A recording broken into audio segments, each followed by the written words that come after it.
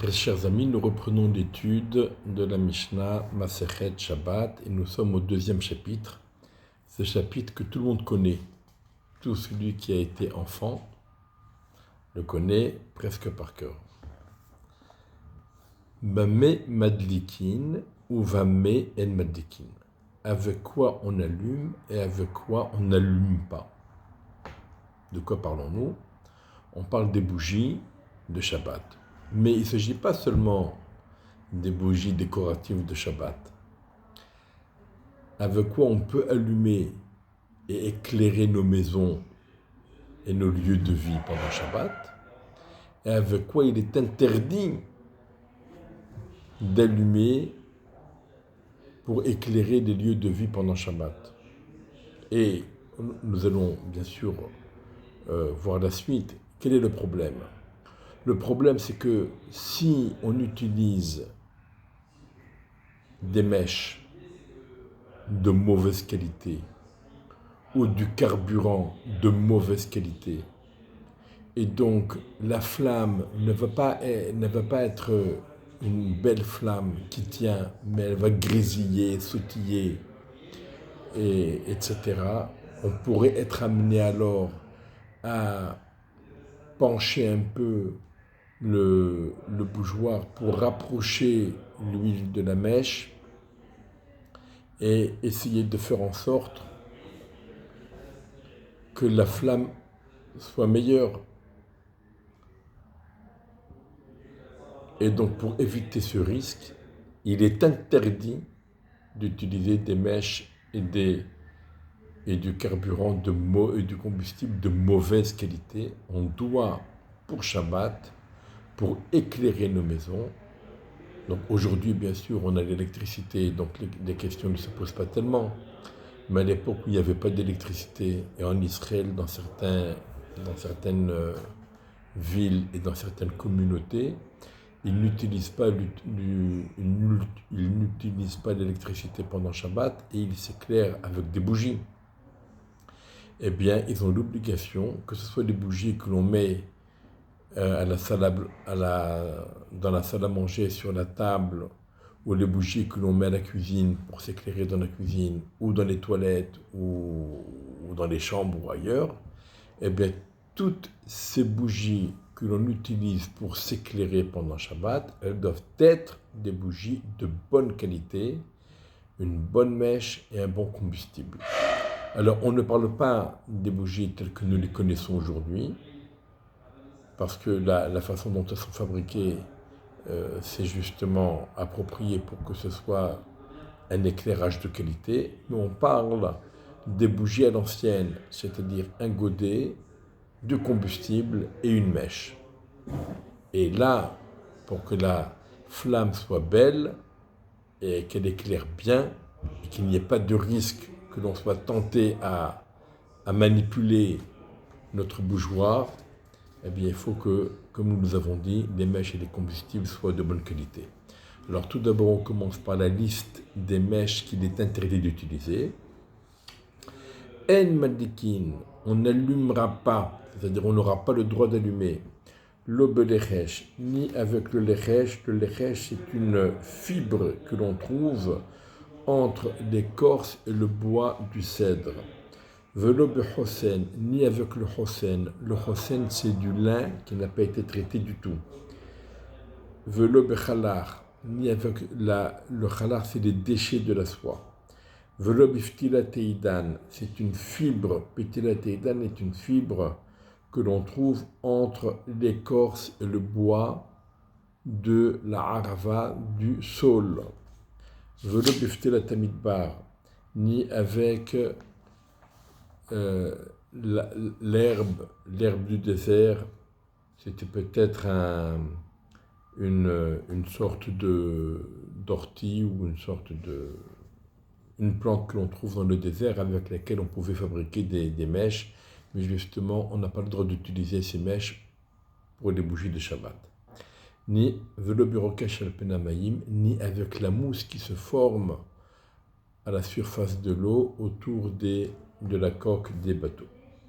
Donc là, ce sont toutes les mèches que nous n'utiliserons pas pour les bougies de Shabbat parce que justement, elles ne tiennent pas bien la flamme. Et maintenant, c'est au tour des combustibles. L'eau bezefet, pas avec le zefet, c'est du goudron liquéfié.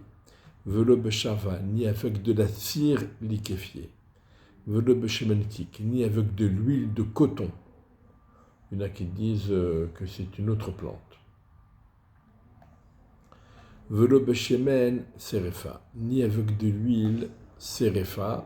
Et donc ça, on va en parler dans la deuxième Mishnah. On l'expliquera mieux parce que ce n'est pas une qualité d'huile, mais c'est un autre problème. On le verra donc. Je réserve ça pour la Mishnah suivante. Velo be'alia, ni avec.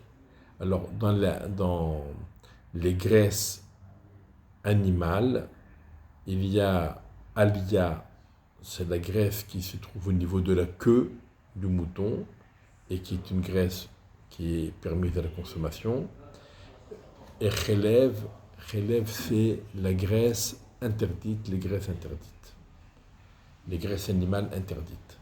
Alors on n'a pas le droit de les utiliser pour les bougies de Shabbat parce que c'est de la mauvaise qualité et la flamme ne s'allumera pas comme il faut.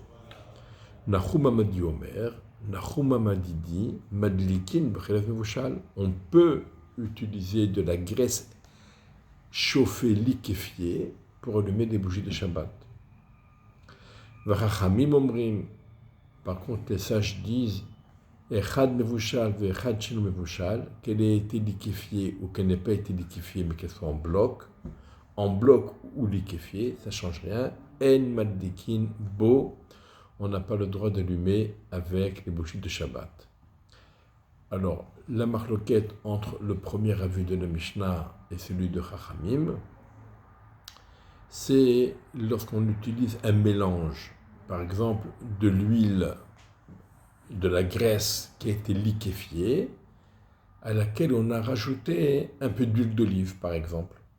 Est-ce que ce mélange, qui améliore la combustion et le pouvoir d'éclairage, est-ce que, quand on fait ce mélange, est-ce qu'on a le droit de l'utiliser pour Shabbat ou pas? Ce sera l'objet de la discussion entre le premier avis et l'avis des Chachamim. Et maintenant, la deuxième Mishnah, En madlikin beshemen serefa beyom tov. Alors, shemen serefa, c'est de l'huile brûlée. Qu'est-ce que ça veut dire de l'huile brûlée? On fait allusion ici à de l'huile de la terouma. Donc, quelqu'un qui a une oliveraie, il a produit des olives, il a fabriqué de l'huile, il doit en prélever la terouma qu'il donne au Kohen. La terouma doit être et ne peut être consommée que par un Kohen et uniquement en état de pureté. Si la terouma a été rendue impure, on ne peut plus la consommer, on doit la brûler. Mais puisqu'on doit la brûler, il est autorisé de la brûler sous forme de bougie, en utilisant cette huile pour l'éclairage, ou bien en utilisant la terouma qui est rendue impure, en la mettant dans le four pour alimenter le four, etc. C'est permis. Ce qui est interdit, c'est uniquement de la consommer. Alors, pourquoi n'aurait-on pas le droit d'utiliser de l'huile d'olive terouma? Donc, M. Cohen, il a de l'huile d'olive qui lui a été offerte en terouma. Malheureusement, elle est devenue impure, donc il ne peut pas l'utiliser dans sa salade, mais il peut l'utiliser pour s'éclairer. Alors pourquoi on nous a dit dans la Mishnah précédente qu'on n'a pas le droit d'allumer les bougies de Shabbat avec cette huile? La Mishnah nous dit Beyom Tov. Ici, il s'agit d'un cas spécial. Le vendredi était Yom Tov. Et on n'a pas le droit de brûler les choses sacrées qui ont été rendues impures et qui doivent être brûlées. On n'a pas le droit de les brûler pendant Yom Tov. C'est pourquoi on ne peut pas utiliser cette huile de terouma rendue impure un vendredi qui est Yom Tov pour l'allumage des bougies de Shabbat. Parce qu'on n'a pas le droit de procéder à l'élimination des choses sacrées rendues impures pendant Yom Tov. Et voilà. On a donc expliqué le Shemen Tzerefa dont il était question dans la première Mishnah. Et maintenant, la Mishnah continue, mais c'est sur un autre thème. Rabbi Ishmael Omer en maddikin beitran, mipene kevod Shabbat. Rabbi Ishmael dit on ne peut pas allumer des bougies de Shabbat avec du itran, par respect pour le Shabbat. Le itran, c'est une matière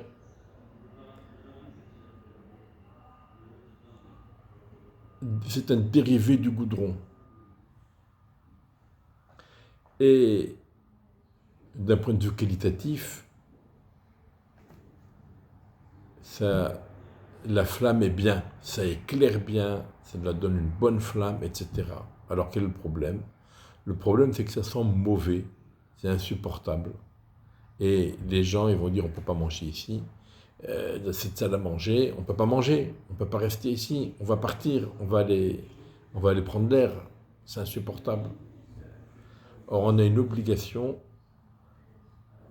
de manger son repas de Shabbat à la lumière des bougies et de profiter des bougies de Shabbat. Ça fait partie du Kvod Shabbat. C'est pour cela que Rabbi Ishmael nous dit En madikin bitran mipnei kevod Shabbat. On n'a pas le droit d'allumer des bougies avec du itran par respect pour le Shabbat. V'chachamim attirin b'chol hashemanim. Chachamim, ils autorisent d'utiliser toutes les bonnes huiles qui sont de bonne qualité d'un point de vue énergétique et l'éclairage qu'elles fournissent.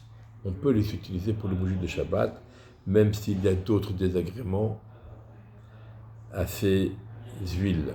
Par exemple, Shemen Shum Shemin, l'huile de sésame, Shemen Egozim, on peut allumer avec de l'huile de noix, Shemen Tzenonot, de l'huile que l'on extrait des graines de radis, Shemen Dagim, l'huile que l'on extrait du poisson, Shemen Pakuot, l'huile que l'on extrait des graines de courge ou de pastèque, etc. Beitran ou vneft, et même avec du itran, et même avec du neft.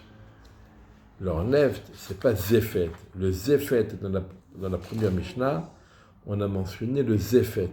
Le zéphet, on ne peut pas l'utiliser parce qu'il éclaire mal.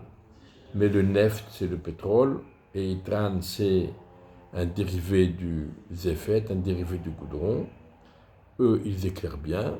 Il y a un inconvénient au niveau olfactif, au niveau de l'odeur, mais leur flamme est bonne. Rabbi Tarfon Omer, En madikin ela beshemen zayit bilvad. Rabbi Tarfon dit, on allume qu'avec de l'huile d'olive. Alors, il est vrai que l'huile d'olive, c'est la meilleure. Alors, est-ce que c'est la meilleure qualitativement, ou bien c'est une bonne huile d'un point de vue qualitatif? On peut peut-être trouver meilleure, mais en tout cas, l'huile d'olive répond aux critères de qualité nécessaires pour les bougies de Shabbat, mais il y a aussi un côté symbolique et ésotérique qui fait qu'on donne la préférence à l'huile d'olive pour l'allumage des bougies de Shabbat. Je vous souhaite dès à présent, même si on est encore en début de semaine et qu'il est un peu tôt, je vous souhaite déjà Shabbat Shalom. Bet Shammai, préparez s'affairer aux préparatifs de Shabbat depuis la fin du Shabbat qui précède. Dès que le Shabbat se termine, il commençait déjà à préparer le Shabbat suivant. Ma grand-mère Zichron Livracha, le Motzei Shabbat, immédiatement, elle préparait déjà les bougies du Shabbat suivant. Voilà, c'est l'étude des Mishnayot est dédié les Lou Nishmat Niftarim, Te Nishmatam Tzroa Bitzor Achayim, Shabbat Shalom donc.